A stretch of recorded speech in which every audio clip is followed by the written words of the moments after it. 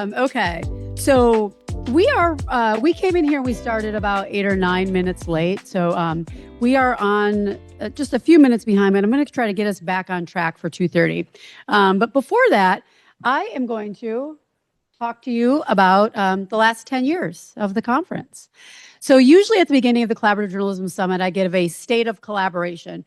Our center advocates and champions collaboration in journalism. That's what we do. We study it. We try to advocate for it. And so every year at the beginning of the summit, I look around the field at what's happening. But this year, since it's our 10 year, we thought we'd give a retrospective and look back. There were 3 key things we wanted to do differently at this year's summit. One, we wanted to mark the occasion in a big way, which is why we started our award. So tonight, you will hear more about the first Key Collaborator Award at dinner together at WHYY. Second, I wanted our keynotes to really look ahead. A lot of times we've had incredible keynotes, but a lot of times they look back at a project that just happened and what went well. But this year, we really wanted keynotes that looked future. So this afternoon, you'll hear from Erin Millar at Indiegraf, who will talk about what could be if journalism support organizations work together better. Tomorrow, this evening, you'll hear from Amanda Zamora about what could be if we looked at journalism through a lens of mutual aid.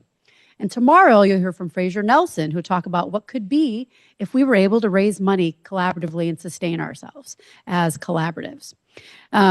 So for now, the third thing is I wanted to also do a look back, a retrospective. And so we went back through 10 years of the conference. I'm going to take this off because I like to. I went back and looked at all 10 years of the conference, all of the programs, all of the people, all the sessions, and a lot of your names came up again and again and again. I told Dana Pickley earlier, I saw her name a lot. Jean Son's name is a lot. Jean Friedman-Radofsky's name is on there a lot. And so I thought that we could look back from the first 170 attendees to now. So the first 3 years was really about proving the concept, we thought. We held our first 2 summits in Montclair, and then we moved here to Philadelphia in 2019. And it was really about talking about the ways that people were working together and how it was working. It's very nitty-gritty. We had a lot of folks who joined us who didn't quite believe that this would actually work for them.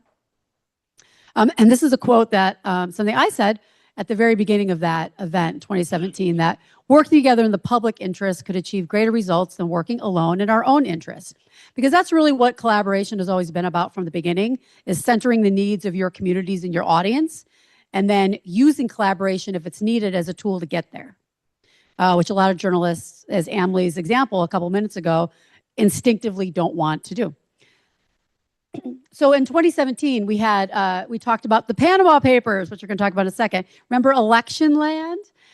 We gave out money from Rita Allen Democracy Fund, and Sarah Stombley presented her first seminal research on the models of collaborative journalism. It really was the Panama Papers that kind of blew the doors off and opened a lot of people's eyes to how this could be done. We point to 2016 frequently as the year that changed journalism in terms of partnership and collaboration. Because that project, that international project, and Election Land here in the United States were 2 big projects that made a lot of journalists sit up and take notice. We also that year had Broken Philly, which was the precursor to Resolve Philadelphia. That was the year that was one of the first Solutions Journalism Network collaboratives, which we will talk about more. Also documenting hate, you might remember from that time period too. So then we moved into 2018. Heather Bryant, who's not here today, was also a frequent collaborator of ours and has been to a lot of summits. She was the person who first started saying the future of journalism is collaborative. And she really was an early pioneer and a leader. That year, we talked a lot about ethnic media. Crosscheck, remember Crosscheck came up? That was happening in other parts of the world, led by First Draft. We started talking more about impact and also how to manage collaboratives. We were getting into workflows and also celebrating some of the early wins of SJN's collaboratives as well. And these were some of the voices, some of the people who were here. Liza Gross, who's here today at the front there. I don't think anyone else from this list is here, but Liza's been with us the whole time. So then we moved into 2019, which Daryl Holiday, that's his quote, "Don't just engage, equip." Daryl talked a lot about and has been a champion for using your community as a collaborator. which we define collaborative journalism very broad to include collaboration with communities and non-journalistic entities. So that year, well, we had the BBC come in. And Mike Rispoli, who's here on that panel. And Mike was here, yes. Where'd he go? He was just right there. And Vanessa, hi. We talked also about more research. We talked about the BBC, and we also, of course, talked a lot about Philadelphia that year because we were here. We were at WHYY and also at the Lenfest Institute. And these were some of the folks that we featured that year. Some of these names look familiar. And I like to pull out names of some of the speakers just to jog your memory to some of the folks who really laid the groundwork for what's happening today. So then we went virtual. So we had a whole ass conference you guys planned in 2020 in Charlotte, North Carolina. It was going to be really cool. It was actually going to be at a church across the street from Queen's University in this gorgeous space. But that did not happen. We ended up being one of the first journalism conferences just by sheer luck that went virtual that year. We all went virtual that year, but ours was just like one of the ones scheduled right after the world shut down. And so 750 people came to that conference virtually. We had a lot of folks logging on from all over the country, all over the world. Partly because they wanted to see if Joe could pull this off and do a virtual conference, and partly because we were all seeking a sense of community at that time, and the summit provided that for a lot of folks. And so in 2020, there was the reason why we went to North Carolina is because North Carolina is also one of the places that is leading the way when it comes to collaboration. Just like we mentioned earlier, Philadelphia and Pennsylvania is. I put North Carolina in that bucket as well. And so that year we were in place. And so we talked about North Carolina. We talked also about public media. So tonight we're going to honor Kathy Merritt for leading CPB's investment into collaboratives. And it was 2020 that they did a retrospective, and we talked about their research looking back at 10 years of public media collaborations. Of course, we talked about the coronavirus and all the work we were doing together around that, and the election. Remember that election? It seems like yesterday and also so long ago. But there's a lot of work around the 2020 election that we got into that year as well. And these are some of the people in the room. Kathy's here today. Yes. Yay. Mark from Covering Climate Now. And of course, Lizzie Hazeltine, Sarah Alvarez, Outlier Media. Those are some of the folks leading the way. So then we had a lot more of a global reach after 2020. We also were centering a lot of self-care and breaks. We had meditation. We had massage chairs. We really leaned into that. A lot of folks did. Oh, I'm missing a word at the bottom of that. That's my bad. Yeah. So 2021, we were virtual too, in place, as we called it. Stay in place and join the summit. And that year, we talked again about SJN collaboratives, and we also had ICIJ and OCCRP there. So ICIJ and OCCRP have been at several of our conferences, and they've been keynotes several times, and this was one of the years that they were part of our keynotes.